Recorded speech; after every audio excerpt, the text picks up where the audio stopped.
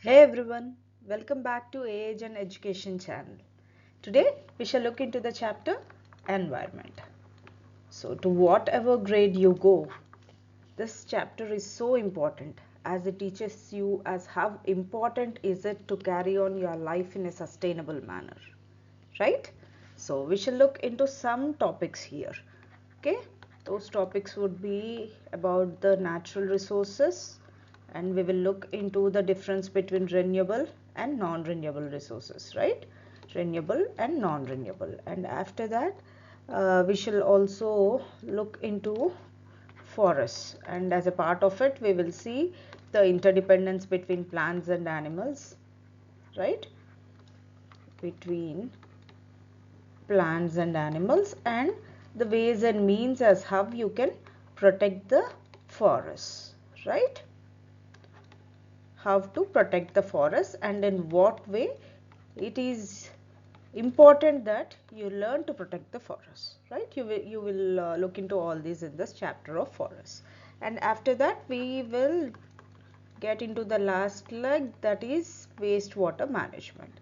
We will see as what are the long term things or big project things that you have to adopt to get this done, wastewater management, and also what are the other smaller ways or the ways that you can even do at your home about this wastewater management, right? Okay, then we shall continue with the chapter environment, and we will start with natural resources, right? So what are natural resources? Natural resources are the substances or materials that occur naturally in the environment, and are valuable environment and are valuable to human being, in the sense that these can be useful for the human being for his welfare, as they can be used in economic, social and environmental purposes. Okay, so in a simple manner, if we have to tell about this natural resources, they are just the natural reserves, right? So they are given by the nature. These are natural reserves, and these are used for the welfare of the human being. Okay, so if we get into the classification of natural resources, there is also, yes, when you see, air and soil, what do you think? You expect some life in that? No, right? But they are given by the nature itself. And when you look at the microorganisms, plants and all these, what do you think? Like, they have life in them, right? And they are also given by the nature, right? So this difference we will see in a categorization named as something like, what is it? You can say non-living natural resources, or also called as physical natural resources, right? And yes, living natural resources and biological natural resources, right? So tell me the examples of non-living or physical natural resources. Yes, I know that you are all able to recall from your earlier grades that soil, minerals, right? Air, water, all these are given by the nature, right? And these can be, like, air is used by human beings to breathe, right? And water is used in many ways. Without water we can't even think as how to lead a proper life, and even no one can live even without water, right?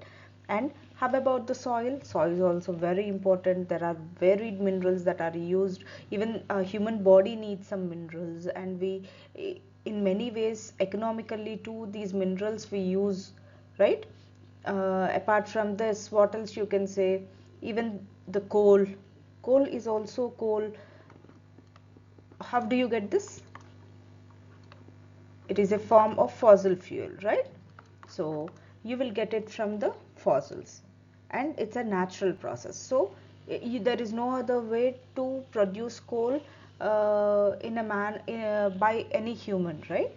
So nature itself has some mechanism to convert the fossils into coal, right? These are all called as fossil fuels, coal, petroleum and all that. If you are not aware of it, in maybe if not in this grade, in the next grade, you will get through all the process, the entire process as how the fossil fuels will be extracted, right? So when the dead materials are buried under the under the earth layers for so many centuries, then the fossils will be can be converted into fossil fuels like coal and all that. Okay. Now, non-living or physical and living natural resources are biological. These you can easily say, right? What are those? Microorganisms and what do you call, plants, animals, everything comes under biological natural resources. Okay, so this is about the natural resources. Now if we get into this, we can even get into some other classification called as renewable and non-renewable resources. Okay, all right, now we shall look into renewable resources and non-renewable resources. So what is this? What is this classification? Here the key word is renew. When you are saying something here to be renew and here non-renew, it means they are opposites, right? So first of all we shall understand this word renew. The other words that you can use here is regenerate or replenish. I know this did not clear your doubt or ambiguity about the meaning of this word renew. In simpler terms, we can say that comes back naturally, right?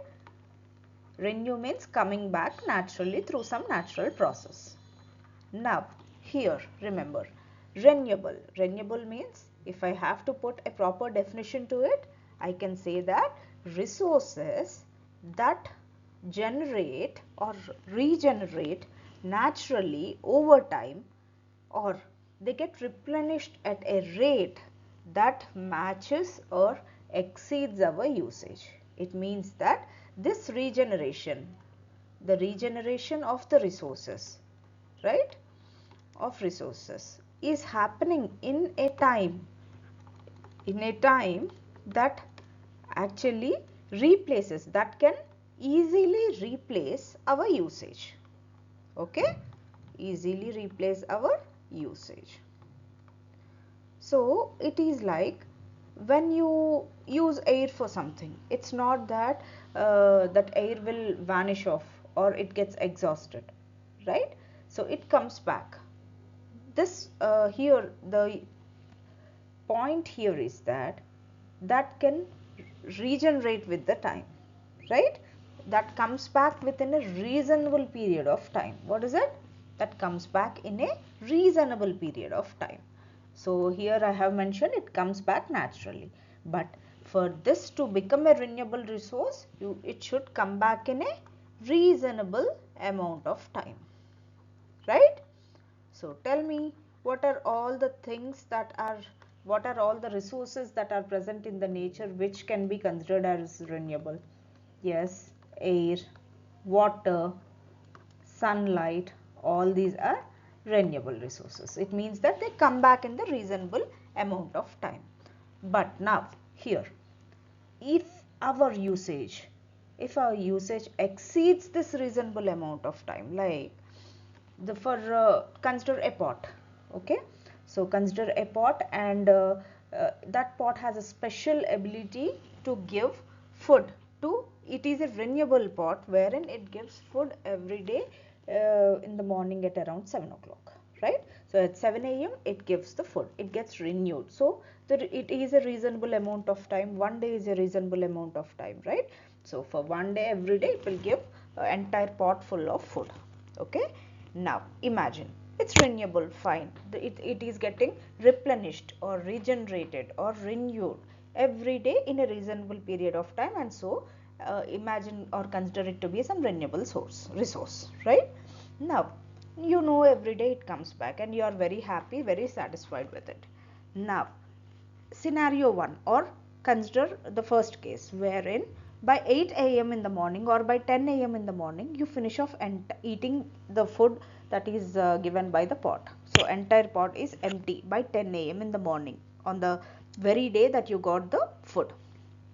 Now the whole day from 10 a.m.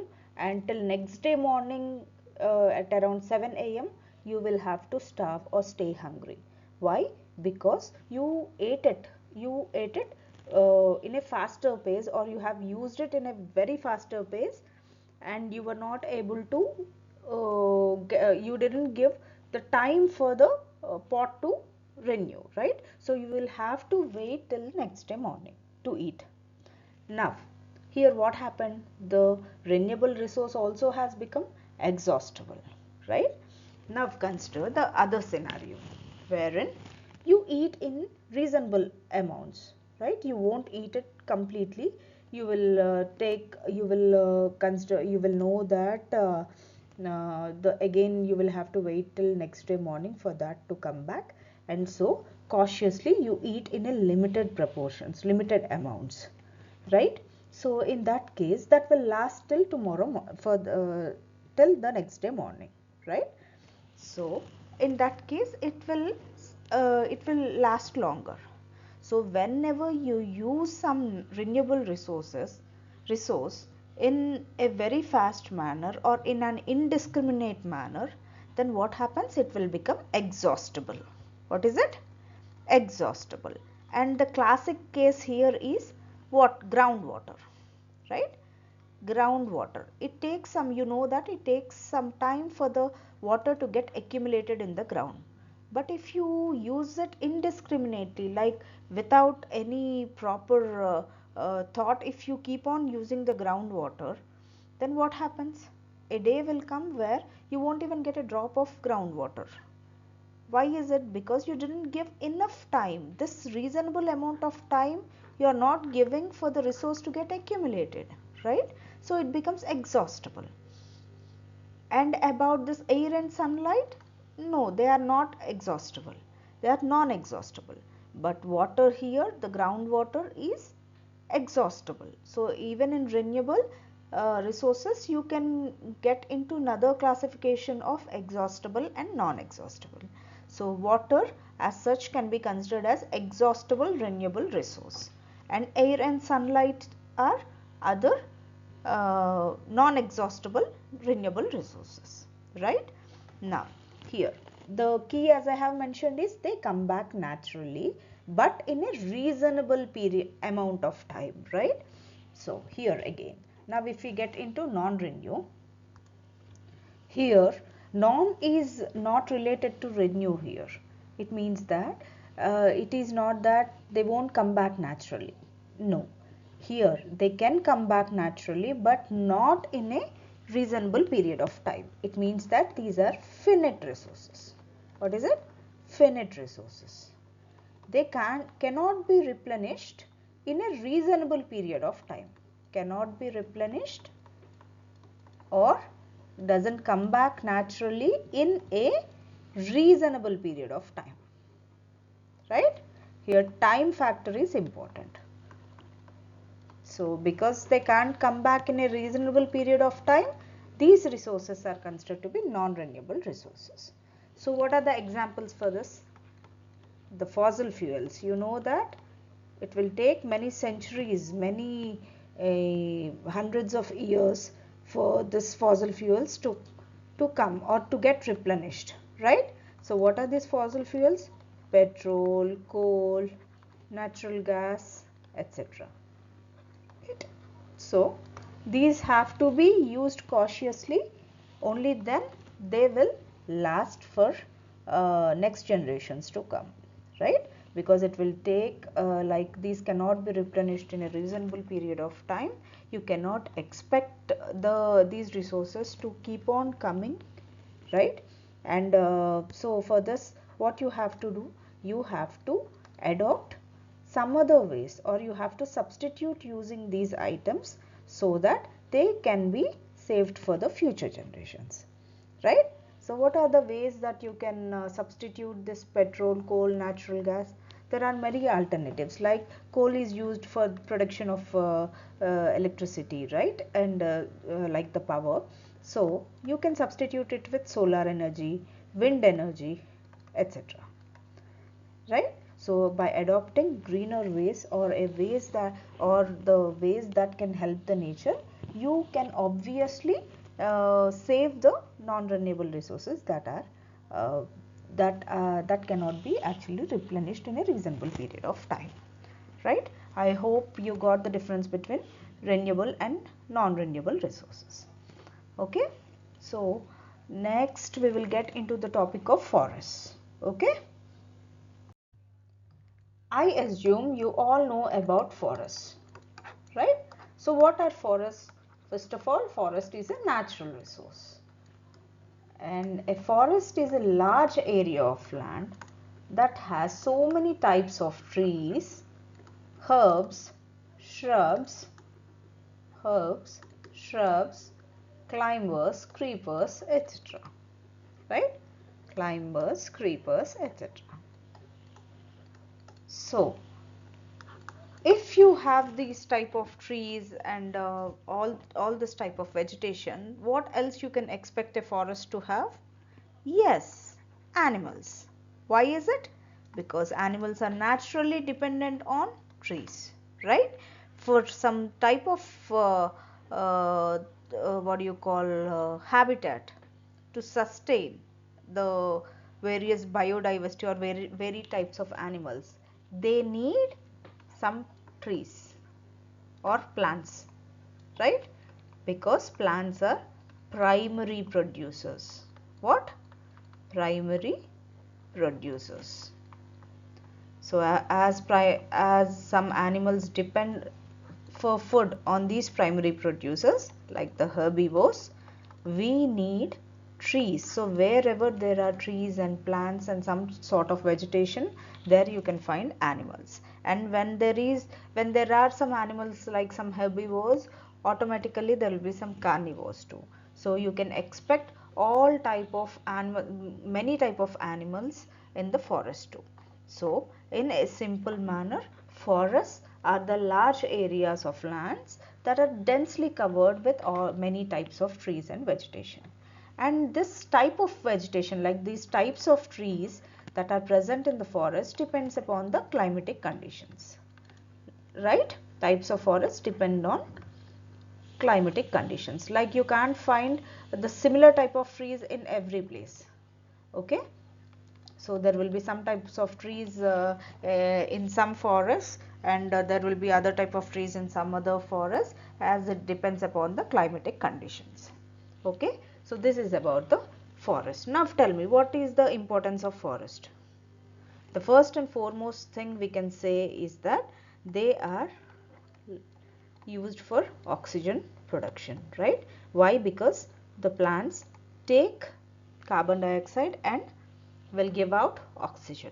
So forests have so much of vegetation, and automatically you can expect that there will be lot of oxygen production, and they take the carbon, right? Carbon dioxide, right? So they can be considered to be reservoirs of carbon dioxide. They take in carbon dioxide and they give oxygen. Okay, so forests are known as lungs of earth. Okay, next, they are biodiversity hotspots. The meaning of it is that they help many animals sustain, right? They support many animals. Okay, as I have mentioned, there will be so many types of animals, and apart from that, plants. Everything, biodiversity means it also covers plants. Forest is a place where many plants, many animals, and many microorganisms, everything live there, right? So the large areas of land devoted for the biodiversity to sustain their lives are called as forests. So the forests are so important as home to the animals, and for the plants to sustain, and we know how plants are useful to us. So plants, so the forests are helpful as biodiversity spots too. And other thing is that, as we know about evaporation, right? In the same manner, we have the other thing called as transpiration. It means evaporation happening through the leaves, like whenever some water gets accumulated on the leaves, and if that gets evaporated, it is called as transpiration, right? So in a way, these forests will help regulate the rainfall, right? Rainfall cycle too. So they are helpful in the rainfall too. Okay. So first of all, I'm trying to explain, and then I'll give you some easier ways to remember that. Okay. So don't think that I have to use all this to write. No, you can simply say that the forest will take in can be considered as producers of oxygen, and will take the carbon dioxide, and then you can say that they help in the rainfall regulation. And then about the biodiversity, you can say that forests are home to many animals and plants. Okay, there are simpler ways to tell the things, but in order to explain to you clearly and use like the terminology that you will have to use in your higher grades, I'm using some words. Okay, don't get panicked by looking at those words. Okay, and if at all you don't want me to use such complicated words at this level itself, please mention it in the comments, then I'll change my things. Okay, now, okay, rainfall regulation. And what else? The forest helps in preventing soil pollution. Soil erosion. Preventing soil erosion, because these plants, the roots of the plants and trees, they will work like an anchor, right? Anchor holding the soil. So whenever there is some rain or something, the soil doesn't get eroded away, or soil just doesn't flow away, right? So for the prevention of soil erosion, the forests are very much needed. Okay, and forests also play important role in climate regulation. Okay, and what else? Forests support many human beings, like what we can get from the forest. We can get wood, fruits, honey, medicinal plants, right? You can get many other things too from the forest. Okay, and apart from this, what else you can think of about the forest? Many people live in the forest too, right? Some set of people will like to live in forests, and their lives, like, it is very much interlinked with the forest. Okay, they can live forever in the forest without getting out of the forest to get some food or anything. They depend on the forest for food, for their clothing, for everything. They will depend on forest, right? So it will support many people too. And we also know that wildlife is extremely dependent upon the forest. Okay, so now if we have to consolidate as what is the importance of forests, we can say that, okay, already we are near to 25 minutes. I don't want to prolong this video anymore. In the next class, I will start with mentioning the importance of forests. Like whatever I have in the previous slide, what all the things I have explained, I will give an easier way of putting it in your answer sheet. Okay, so don't worry about the terminology and everything that I have mentioned in the earlier slide. I will give you an easier way to attempt this answer. Okay, so I'll tell this about this importance of forests in the next video. And as usual, consider liking and subscribing if you like the video. Okay, and whatever you want to know like in detail, or you have any doubts, you can put it in the comments. I'll surely come back. Okay, see you, bye.